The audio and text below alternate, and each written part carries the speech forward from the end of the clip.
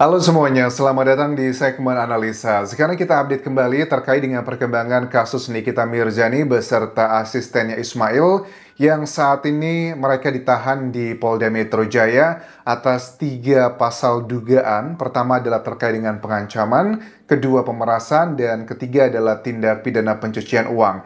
Nah, kali ini ada kembali video yang viral teman-teman. Ini dugaannya adalah suara dari Mail, kemudian juga dengan Dr. Reza Gladys beserta suaminya Dr. Ataubah Mufid yang mereka juga adalah sebagai pelapor dari kasus ini. Ini rekamannya cukup panjang dan banyak suara yang tidak begitu jelas, tapi aku sudah rangkumkan poin-poinnya apa saja di sini. Yang pertama, kalau kita awali dulu adalah pada saat kita lihat ada sejumlah media yang mewawancara Lucinta Luna ya, yang dia baru aja menjenguk Nikita dan juga Mail di sana. Luna bilang begini katanya, saya baru jenguk mereka dan mereka cuma bilang hanya kata-kata sabar katanya. Artinya apa? Kalau Nikita bilang, dia bilang sabar seperti itu, artinya dunia ini sedang tidak baik-baik aja, tunggu aja tanggal mainnya. Waduh, ini sudah bukan hal yang menurut aku unik atau juga aneh gitu. Karena kita bisa melihat karakter Nikita Mirzani yang dia termasuk orang kayaknya nggak bisa gitu ya kalah atau bahkan disakiti sama orang lain. Dan dari pihaknya Reza Gladys dan juga Ataubah Mufid pasti mereka juga udah wanti-wanti dan siap-siap sekarang. Nah, kita coba simak dulu adalah dugaan rekaman Mail dengan Dr. Reza Gladys dan juga suami. Ini konteksnya aku amati ya. Kemungkinan besar ini lagi berada di sebuah tempat makan. Ada percakapan, mau pesan apa? Oh, aku air putih aja, aku lagi diet aja, kata suaminya Dr. Reza Gladys. Terus di bagian ini yang menurut aku mau kita coba dengarkan cuplikannya adalah pada saat Dr. Reza Gladys itu disambungkan teleponnya dengan Mail ke Nikita Mirzani, dugaannya adalah mereka. Dan kelihatan banget kayak gayanya Dr. Reza Gladys yang dia berada di posisi yang bawah. Maksudnya dia yang mencoba untuk mendekati, takut, terus juga ngerasa, jangan dong, tolong dibantu dong. Ini cuplikannya teman-teman. Ini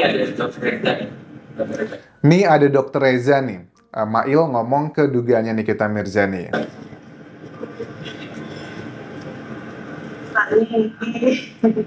Kak Niki.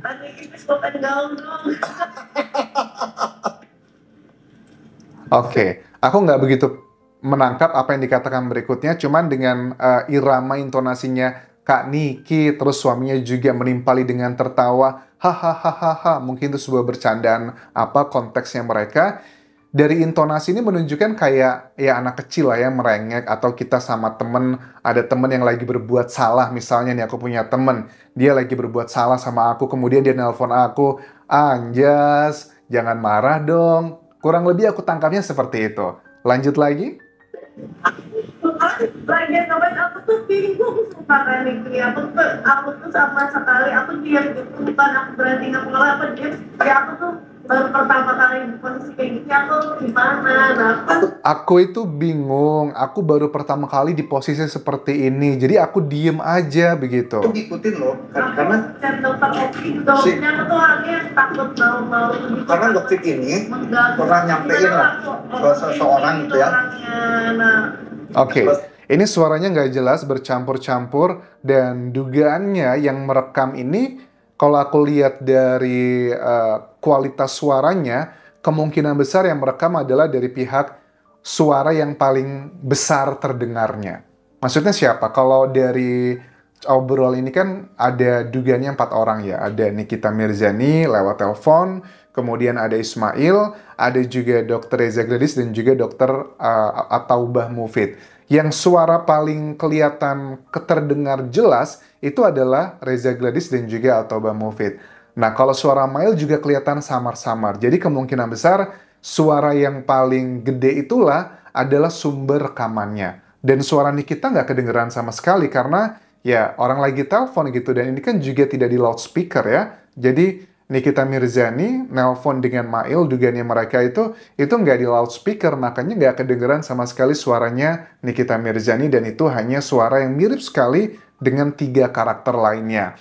Terus dikatakan begini ya, Kak Niki tolong minta bantuannya gitu. Terus ditimpali, bisa lah Kak Niki pasti ngebantu kita. Minta tolong produk kami itu di reviewnya baik-baik aja, yang bagus-bagus aja. Biarin kami bisa jualan dengan lancar. Terus ada satu isu lainnya yang juga disampaikan di sini yang juga sempat viral di Twitter atau X ya sekarang sebutannya, terkait dengan trendingnya itu adalah hashtagnya tangkap Reza Gladys. Nah, salah satu isu yang muncul banyak sekali di X ini adalah terkait dengan repackaging atau beli produk kemudian kita buat tutupin dengan kayak pamflet baru gitu ya. Nah, tujuannya aku dengar dari rekaman ini, menurut suara yang mirip dengan dokter atau Mbak Mufid bilangnya begini.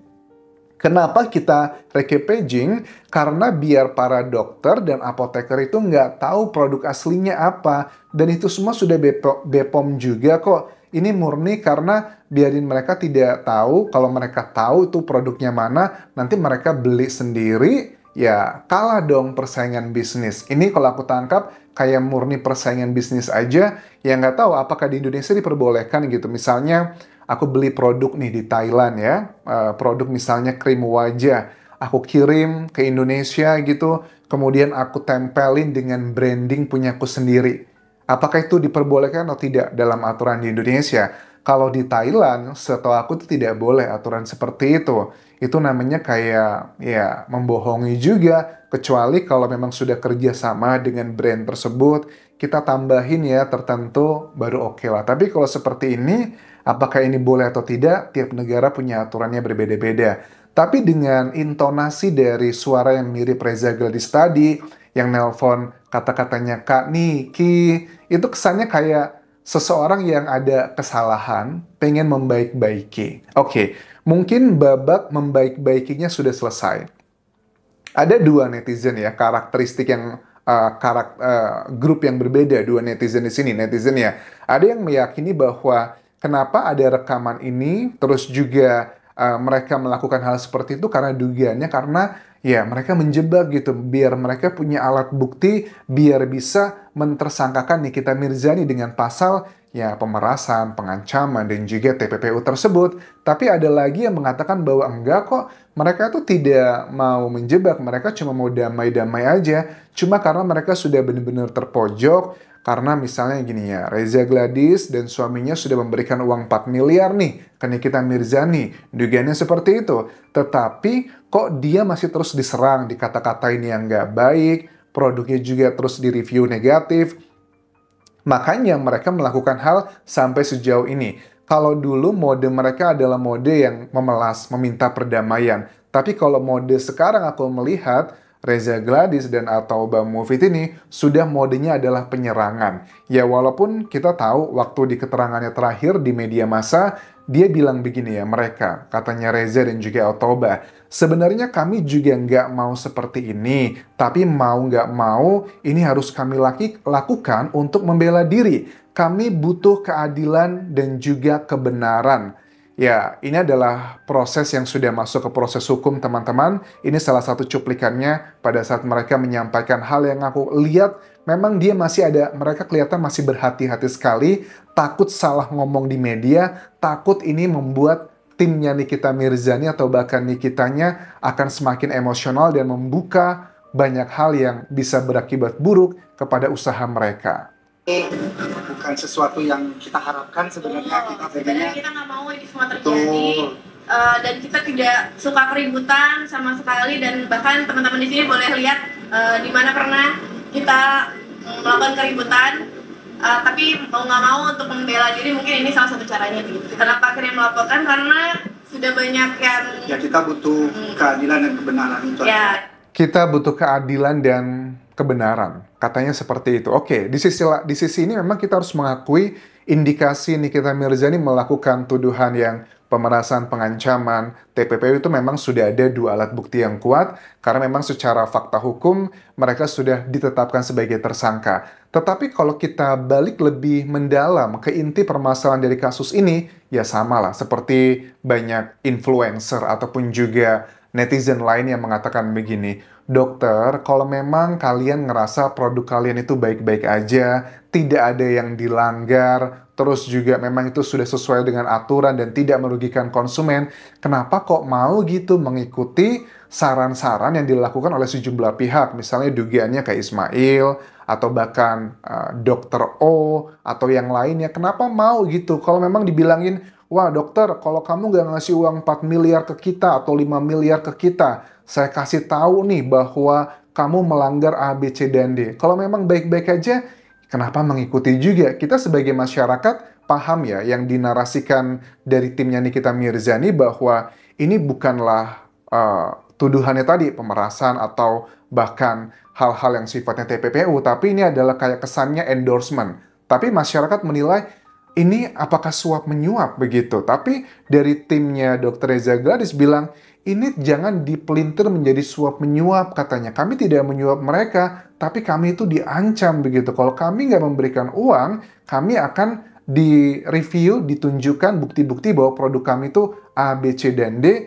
yang kemungkinan besar akan berefek buruk kepada bisnisnya. Kalau Dr. Reza Gladys ini hitung-hitungan secara bisnismen ya, menurut aku teman-teman ya, terlepas proses pembuktiannya seperti apa itu urusan nanti di persidangan, fakta-faktanya seperti apa, tapi secara logika gini ya, kalau Dr. Reza Gladys yang diakui kan sekarang memberikan uang 4 miliar tersebut dengan yang ada yang ditransfer, ada juga yang cash, artinya keuntungan dari bisnisnya dia yang dugaannya mungkin aja bisa merugikan konsumen, atau kalau Nikita Mirzani speak up, produk-produk yang akan dijual tersebut yang ke konsumen yang dinilai Nikita akan merugikan konsumen, itu keuntungannya jauh lebih dari 4 miliar. Hitung-hitungan aja, nggak mungkin dong kalau memang nggak menguntungkan seperti itu. Misalnya, keuntungan bisnis skincare cuma 1 miliar kok gitu. Daripada aku ngeluarin 4 miliar, ya udah silahkan aja nih kita hancurkan aja gitu. Toh cuma minta 5 miliar kan awalnya,